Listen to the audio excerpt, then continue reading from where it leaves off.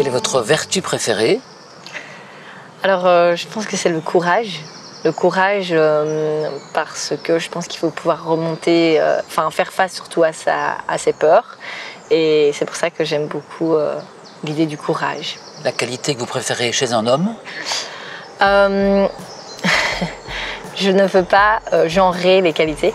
Et donc, je ne différencie pas une qualité d'un homme ou d'une femme.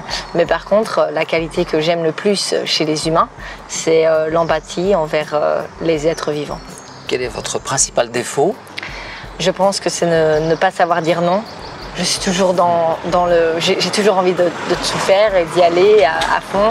J'adore les rencontres, donc je n'ose pas refuser une rencontre. Mais donc parfois, ça me met un peu à bout de mon énergie. Votre principale qualité? Je pense que c'est la socialisation et du coup d'être toujours ouverte à une conversation. Avez-vous un rêve de bonheur? Mon rêve de bonheur, c'est de repenser le rêve. On nous a toujours dit que voilà, justement, le rêve, c'était un vol d'avion vers une mer turquoise, un téléphone à 3 caméras ou encore une voiture à 50 options. Et en fait, je pense que le rêve peut être défini. Et c'est ça mon plus grand rêve. Quel serait votre plus grand malheur? Le plus grand malheur, clairement, je pense que c'est perdre un de mes proches. Mais le malheur pour moi, c'est dès que ce qui est difficile pour moi en tout cas de voir, c'est de voir autant de souffrance d'être vivant. Et aussi, je ressens très personnellement, très fort la souffrance animale.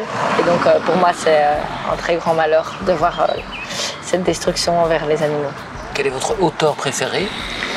Alors je lis beaucoup de rapports scientifiques, mais je lis aussi grâce à mes études différents auteurs. Et il y en a une que j'aime en particulier, c'est Anna Tsing. C'est une anthropologue américaine qui nous parle d'un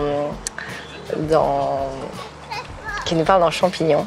Un champignon qui ne peut pousser que sur des endroits déforestés et ce qu'elle appelle les ruines du capitalisme. Et alors, c'est une manière de dire que parfois la beauté ou ce champignon qui est devenu un des champignons les plus rares du monde et qui est très vendu et très vu comme une beauté au Japon, que ce champignon repousse sur des ruines du capitalisme et donc pour elle, la beauté peut se construire sur ces ruines. Votre compositeur préféré? Alors, je suis obligée de parler de mes grands amis, Colline et Toitoine, qui sont deux amis qui font de la musique, qui ont un groupe. C'est Antoine qui fait la composition de la musique et je suis vraiment fan d'eux et ils nous ont aidés avec le mouvement à écrire une chanson liée à l'urgence climatique, donc ils sont aussi très engagés. Dans la fiction, est-ce qu'il y a un héros préféré?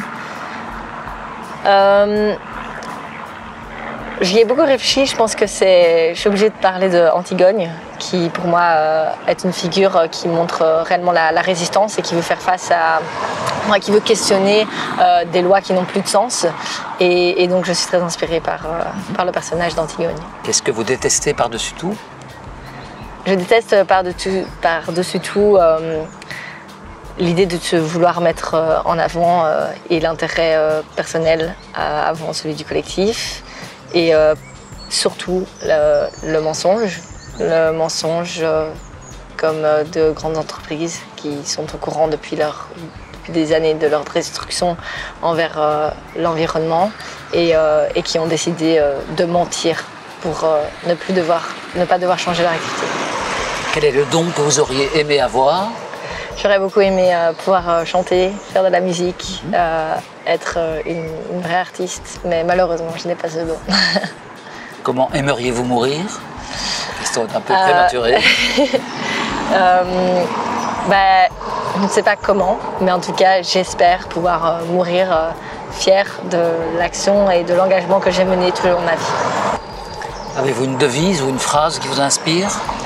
J'ai une phrase que j'ai avec moi depuis le début de mon activisme autour de mon bracelet et elle s'appelle, c'est la phrase qui dit « Respect existence or expect resistance ».